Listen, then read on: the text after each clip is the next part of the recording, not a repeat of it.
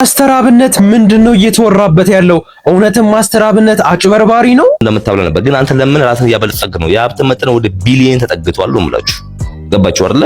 ማይነካ ሰው የለም፣ ሁሉም ይነካል ነው የምላችሁ። ሚኒስቶቹ ምን እየሆኑ ነው ያሉት? ጆርዲን በዛብህ ምን ነካት? ላይ ያለህ መሰለህ የሰርግ ጭፈራ መሰለህ የምታይ? ተከላካይ እንጂ ተከራካሪ አንፈልግም። ተከላካይ ሁና ታዲያ ሁን ሁማን ሄር በፍጹም እንዳትጠቀሙ። አስደንጋጭ መረጃ! ዊግና ሁማን ሄር ከጡት ካንሰርና ከሌሎች የጤና ችግሮች ጋር የሚገናኙ ኬሚካሎች ተገኘበት። አደረሳችሁ ማለት ፈልጋለሁ። ሼር፣ ኮፒ ሊንክ፣ ሪፖስት እያደረጋችሁ ተከታተሉኝ። ስለ ቢሊነሩ ማስተር አብነት ነው ማጫወታችሁ። ማስተር አብነት ማለት በ120 ሲሲ ሞተር ትርኢት አሳያለሁ ብሎ ከሀገር ሀገር ተንቋሎ ከስሮ ከገበያ ይወጣላችኋል። ከዛ በኋላ ጆሬ የምትባል ቀበሌ ይሄድና አንዲት ልጅ ያገባል። በእነሱ ባለሞ ሲናጥሮሽ የምትለው ፎቶ ቤት ከፍቶታል። ኒያላ የሚባል ፎቶ ቤት ዱራሜ ከተማ ላይ ያን ፎቶ ቤት ከፍቶ እየሰራ ያለ ሄኖን የሚባል የበጎ አድራጎት ተቋም ውስጥ ይቀላቀላል። እዛ ተቀላቅሎ መንገድ ላይ ሰዎች እያነሳ ቪዲዮ ይቀርጻል። ያ ቪዲዮ ባራሪ ሲወጣለት ከደቡብ አፍሪካና ከአረብ ሀገር የሀገር ብር ይላክለታል። እሺ እጥብ አድርጉት ነው የምላችሁ። ከሄኖን የሚባለው እርዳታ ተቋም ተገንጥሎ በብሉ ይወጣላ እጥብ አድርጉት ይበላል። እነሱ የእርዳታ ሰዎች በሙሉ ማስረጃ አለው ወይስ ዝም ብሎ ቆየውራ ያለው? እኔ አንዳንድ ሰዎች ብቻ ነው የሚገርማችሁ እንዴ ዱራሜ ላይ ሁለት ፎቅ አለው። አንደኛው ባለ 12 ወለል ህንጻ እያሰራ ነው ያለው ነው የምላችሁ።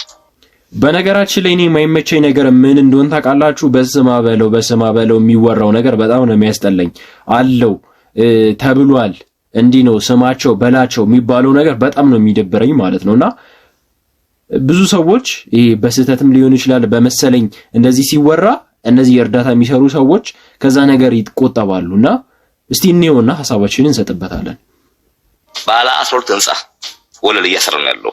ብዙ መሬቶች አሉት ዱራሜ ላይ። የኔ ዱራሜ ከተማ ያውቃል፣ ህብረተሰቡ ያውቃል። እሱ ብቻ ነው አዲስ አበባ ላይ ቤት አለው። ምን ችግር አለ? አዲስ አበባ ላይ ይወጣ ሲባል አልፈልግም ያለ ሰው ነው። እኛ ምናቀ እንደ ፔሰር አይደለም። ለምን ለሰው እንደምታብለ ነበር። ግን አንተ ለምን ራስን ያበለጸግ ነው? የሀብት መጠን ወደ ቢሊየን ተጠግቷል ነው የምላችሁ። ገባችሁ አይደለ? ማይነካ ሰው የለም፣ ሁሉም ይነካል ነው የምላችሁ። እሱ ችግር የለም። ደግሞ ማለት ቀጥል የሰርኮ ህክምና ኬሞ ነው ምንድነው? የሰርኮ ህክምና ምንም አካል ለውጥ አላየንም። እንግዲህ የካንሰር በሽታ ከባድ መሆኑን ነው የምናውቀው። ገባህ አይደለ? እርግጥ ነው እኛ እንወዳለን፣ ጥሩ ነገር አርተሃል። ግን አሁን ላይ አንተም የራስን ሀብት በጣም እያበለጸግ ያለ ሰው ነህ። እጥባርተን ይበላው ለምንድነው ተቋም ማከፍተው? ለምንድነው በዲጂት ማሰጠው? ሁሌ ከኪስ እንዳረገ ሰው ማሰጠው ለምንድነው? ለኦዲት እንዳይመች፣ ለማጨበር ለመብላት እንዲመች ነው።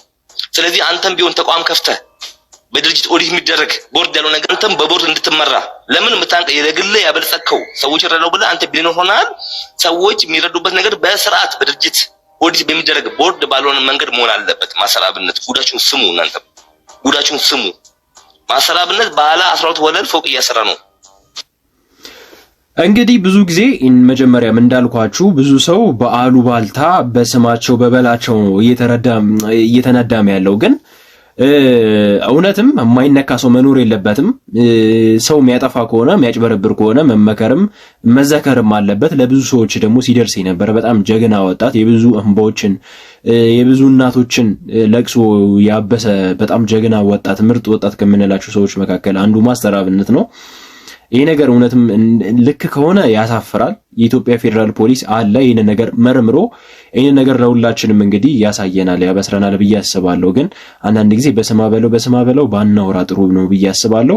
እንደዚህ ነገር ያደርጋል ብዬ አላስብም እኔ። ማስተር አብነት እናንተ ምን ታስባላችሁ? የምታውቁት ነገር ካለ እስቲ ያጋሩን፣ እንወያይበት። መረጃ ዊግና ሁማን ሄር ከጡት ካንሰርና ከሌሎች የጤና ችግሮች ጋር የሚገናኙ ኬሚካሎች ተገኘበት። በመላው ዓለም ሚሊዮኖች የሚጠቀሙበት ጸጉር ላይ የሚቀጠለው ዊግና ሁማን ሄር ከጡት ካንሰር ከሆርሞን መዛባት እንዲሁም በስነ ተዋልዶ ጤና ጉዳት የሚያደርሱ ኬሚካሎችን መያዛቸውን ጥናቶች አሳይ። በአይነቱ ለየት ያለና በስፋት የተደረገ ጥናት ነው በተባለው በዚህ ምርምር ሳይንቲስቶች ዊጎች ላይ 50 ጎጂ ኬሚካሎችን አግኝተውባቸዋል። እነዚህ ኬሚካሎች ጸጉር ላይ የሚቀጠሉ የሚጠለቁ እንዲሁም የሚሰፉ ዊጎችና ሁማን ሄር ላይ በሙሉ መገኘታቸውን ተመራማሪዎቹ ይፋ አድርገዋል።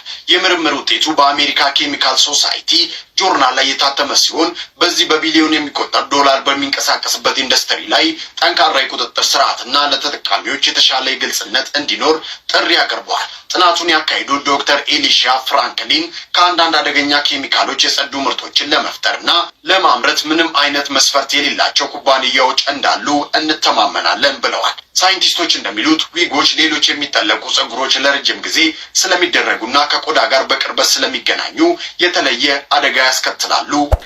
እንደሰማችሁት ነው እንግዲህ ሁላችሁም ይሄንን ነገር ላልሰሙ እህቶቻችሁ፣ ዊግ ለሚጠቀሙ እህቶቻችሁ፣ ዊግም ብቻ ሳይሆን ሂውማን ሄር ለሚጠቀሙ ወዳጆቻችሁ አድርሱላቸው። ይህን ነገር መጠንቀቅ አለባቸው። ከዚህ በሽታ ራሳቸውን ማራቅ ስላለባቸው እባካችሁ ሼር ይደረግ ይህ ቪዲዮ።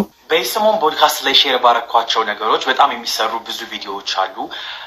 እኔ ሜሞችን ተዋቸው። ከሜሞች ውጭ በጣም በሲሪየስ ሰዎች በጣም በሲሪየስ እንትን አድርገው በጣም የሚሰሩ ሰዎች እያየሁኝ ነው፣ እየታዘብኩኝ ነው። እና አንድ የታዘብኩኝ ነገር ምንድነው? First of all, this is not about your YouTube video, your podcast or anything else. It's not about your personal life. We don't care. Yeah. Like እናያለን ግን በቃ that's it. ግን ጥያቄው ምንድነው? አጀንዳ የኔን ጥያቄ ነው። በዚህ ፐብሊክ ፊገር መሆንን እያወቅ ፎሎወር እንዳለህ እያወቅ ሶሻል ሚዲያ ላይ ሪኮግናይዝድ የሆነ ፌስ እንዳለህ እያወቅ ፐብሊክሊ ወጥተህ ጾታውን ከኢትዮጵያዊነት ባህል ባፈነገጠ መልኩ ከትራዲሽን ከካልቸር ከሪሊጂየስ ስታፍ ባፈነገጠ መልኩ ፈጣሪ ወንድ ነህ ብሎ የወንድ አካል ሰጥቶ የሰራውን ሰውዬ አልፈልግም ብሎ ጾታውን የቀየረን ሰውዬ ፐብሊክሊ ወጥተህ ሰፖርት ማድረግ ሞቲቭ ምንድን ነው? ነገ እናንተም ሌሎቻችሁም ተነስታችሁ አድርጉ ነው ወይ? ምንድነው ሞቲቭህ ነው የኛ ጥያቄ። ኖርማላይዝድ እንዲያደርጉት በሰዎች ዘንድ ኖርማል እንዲሆን ትራንስጀንደር ጾታ መቀየር ሌላ ነገር ኖርማል እንዲሆን ለምን ነው የምትገፋፉት? የኔን ጥያቄ ነው። ባይዚ እንዴ ደግሞ ወጥቶ ሚዲያውም ላይ ካሜራም ላይ ከፍቶ እንትና እንዲ ያለችኝ እንትና እንዲ ተፈጠረ እንዲሆን እንዲ ተጠበሰ ተቀቀለ እንዴ! ፈጣሪ በፈጠረን መንገድ ነው መሄድ ያለብን። በቃ ወደንም ጠላንም ማለት ነው። እንግዲህ ጾታ ያስቀየረን ሰው ገብቶ በቃ ዋው ጀግና ምናምን፣ ይሄ ነገር ለኔ ጥሩ አይደለም። ከፈጣሪያችንም ከሃይማኖታችንም ያፈነገጠ ነገር መከተል ጥሩ አይደለም። ይሄ ልጅ ደግሞ የሚሰራው ስራ ከዚህ በፊት በጣም ያሳዘነኝ ነበረ። ሰውላ ሲነሳበት ለካ ሰው የተነሳበት ለካ ምክንያት ነበረው። በጣም ነው የሚያስጠላው። አላህ ይስጣችሁ ወንድሜ፣ እንቺ ያዝሽ አላህ ይስጥልኝ። እባክህን መንገድ ምራኝ እስቲ። እሺ ችግር የለውም። እዚህ ቦታ ግን እንዴት ልትመጣ ቻልክ? አይ ወንድሜ የዛሬው ተአምር ነው። እናቴ ታማብኝ አልጋ ከያዘች ቆየች። የሚረዳን የለም። እሷን ማሳከሚያ አይደለም ማስፈጠሪያ አጥቼ ዱዓ አድርጌ ለልመና ቦታ ከአንድ ወጣት ጋር ተገናኘንና ችግሬን ነገርኩት። እሱም ከኔ ጋር ብትመጣ ብር ታገኛለህ ብሎ እዚህ ከደረስን በኋላ ጥሎኝ ሄደ። እና ስሙን ወይንም አድራሻውን አልነገረህም? በፍጹም ብቻ ነጠላው እጄን ነክቶታል። በየመሃሉ አይዞ ገብርኤል ደግ ነው ይለኝ ነበር። ታዲያ እዚህ በቆምኩበት ቅጽበት ሰው ሁሉ ገንዘብ እየሰጠኝ ማለፍ ጀመረ። ቤተ ክርስቲያን በር ላይ መሆኔን አውቄ ስላለ አላልኩም። የምለው ባጣ ግን በማውቀው አላህ ይስጥልኝ ማለት ጀመሩ። አሁን ከምግብ አልፌ እናቴን አሳክማታለሁ። ጎሽ ደስ ይላል። እዚህ ድረስ ያመጣ ወጣት ገብርኤል አላሳፈረውም። በሚታይ እጅ ስንሰጥ አምላክ በማይታየው እጅ ይሰጠናል። አየህ ክርስቲያኑ ሙስሊሙ ብሎ በንፍገት አላለፈም። ደግነት ዘር ሃይማኖት የለውም። እውነት ነው። ግን አንድ ነገር ልንገርህ ወንድሜ። እሺ ንገረኝ። ችግር የለውም። ወላሂ ገብርኤል ደግ ነው። የምር በጣም ነው ደስ የሚለው። ይህ መረዳዳታችን፣ ይህ መተጋገዛችን፣ ይህ መደጋገፋችን ቢኖር ማለት ነው የምር ነው የምላችሁ ኢትዮጵያችን በጣም ትልቅ ቦታ ነው የምትደርሰው። ሃይማኖት ከሃይማኖቱ፣ ብሔር ከብሔሩ አንድ ቢሆን ቢዋደድ ቢፋቀር የምር ነው የምላችሁ ኢትዮጵያችን እንደ ድሮዋ ጀግና ኢትዮጵያ ትወጣናለችና እነዚህ ልጆች የሚሰሩት ኮንተንት በጣም ነው የሚመቸኝ። ወድጄዋለሁ አይሉት ነገር ጆርዲን በዛብህና መሰሎቿን እቺ በምስሉ ላይ የምታያት ሴት ጂንካ ከተማ ውስጥ ነው የምትገኘው። 13 ወይም 14 ዓመት ቢሆናት ነው። አሁን ላይ ግን እርጉዝ ነች፣ ነፍሰ ጡር ነች፣ ልትወልድ ደርሳለች። አብራት ያለችው ሴት ደግሞ የትም አታውቃትም፣ ከመንገድ ላይ አንስታ እየረዳቻት ነው ያለችው። ጆርዲን በዛብህን ጨምሮ ለሴቶች መብት ቆመናል የምትሉ ሰዎች እስቲ ምን አገናኘው? ቆይ ከጆርዲ ጋርና አንድ ከተደፈረች ሴት ጋር ምንም የማያገናኝ ነገር እኮ ነው። በነገራችን ላይ ልጁ እየለፈለፈ ያለው አሁን እንያችሁ አትዩን እንዳታይ ቲያትር መሰለህ እንዴ?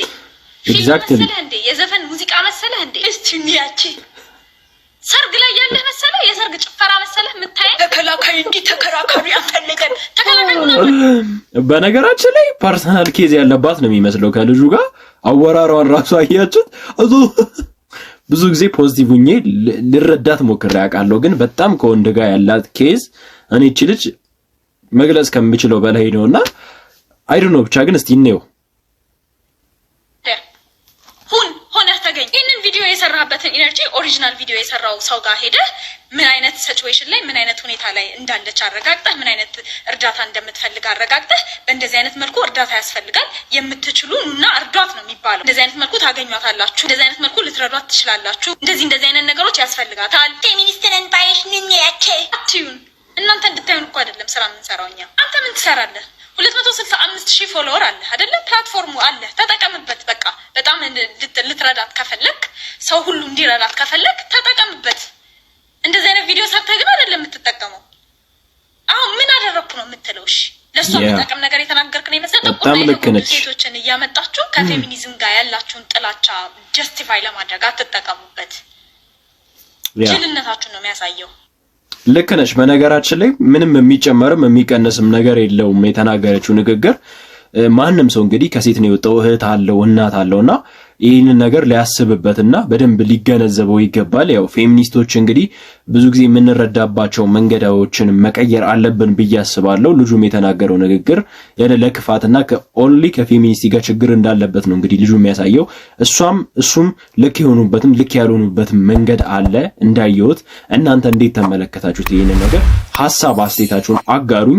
ዛሬ ለእናንተ ያያዝኩላችሁ ቪዲዮዎች ይሄንን ይመስሉ ነበር። ሰብስክራይብ ያላደረጋችሁ የደወል ምልክቷና ላይክ ያላደረጋችሁ ሰዎች ላይክ በማድረግ ቤተሰብ እንድትሆኑ ስል በትህትና ጠይቃችኋለሁ።